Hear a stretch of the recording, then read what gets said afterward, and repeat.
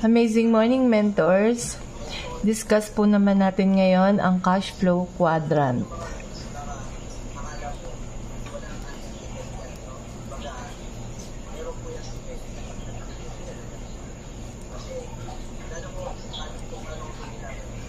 So, we have here 4 quadrants.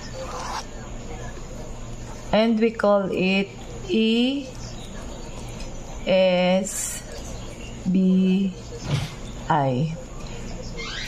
E stands for employee.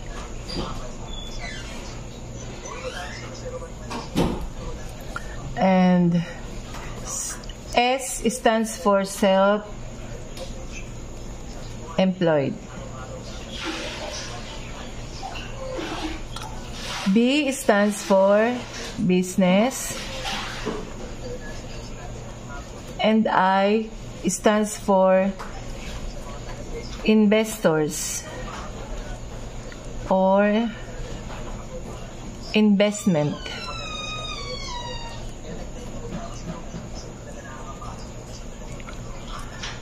Okay. So, dito po sa side ng employee, ito po yung mga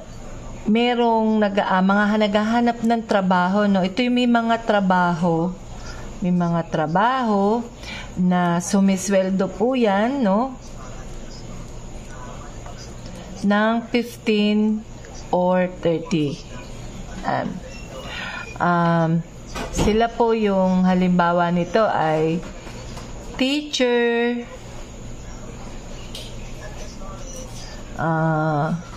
security guard, nurse, yan. Okay? So, dahil sumisweldo po sila every 15 and 30, okay? Kung halimbawa at hindi po sila makatrabaho within that particular days, no work, no pay ang system nila dito sa employee. So they are working for themselves, no, looking for security. Okay, so kung hindi po sila makatrabaho, wala rin silang sasahurin. Dito naman po sa self-employed, ito naman po yung mga tinatawag natin na professionals.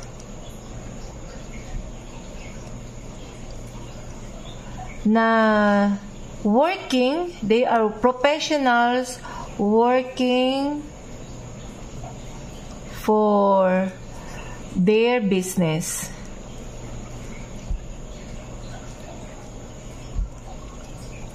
So, halimbawa nito, lawyer, doctors, engineer, accountant, yan. Sila po yan. Okay? So, kung halimbawa po naman at yung kanilang business, no, ay sarado or not functioning, okay? Wala rin pong kita. Okay? Kumbaga, they are still working for themselves. So, dito po kasi, sa E and S, employee and self-employed, tinatawag natin ito na active site. Active site na kinakailangan, no, may action. Kung walang action, wala pong kita. That's why it called active. Dito po galing yung salitang act. Okay? So, ito pong E and S, sila po yung quadrant na nagtatrabaho for themselves. Okay? Okay. Yun naman pong letter B, which we call business, no? Ang sample po nito yung mga business owner mismo. Okay? Sino tong mga to? Let's say, sample natin dyan. SM, Walter Mart, Robinsons, no? Yan. Okay? Sila po yung mga mayayaman o may mga malalaki pong business na pinatatakbo. Okay? Na may malaki silang business na minamanage. Okay? At meron silang mga tauhan. So, people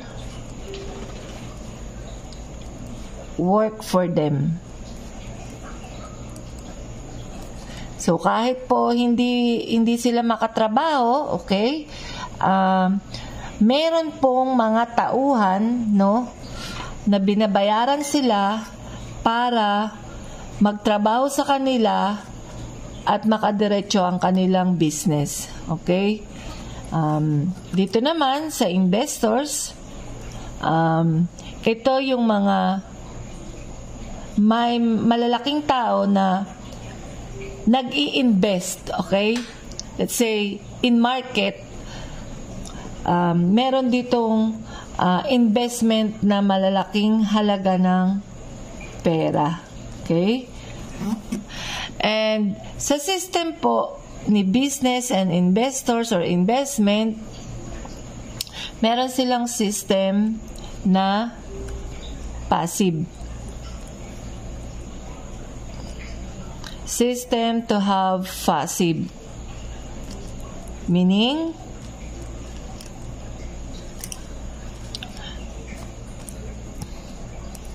passive. The word itself, passing. Na ipapasa po nila, no?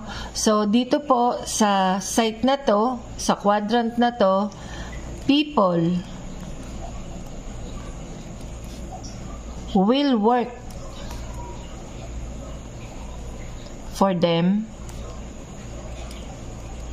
kahit hindi po sila gumalaw, no? Kahit hindi po sila magtrabaho, okay? May mga tao po na gumagalaw at nagtatrabaho para sa kanila. That's why diretso pa rin po ang income. Okay? Diretso pa rin po ang income.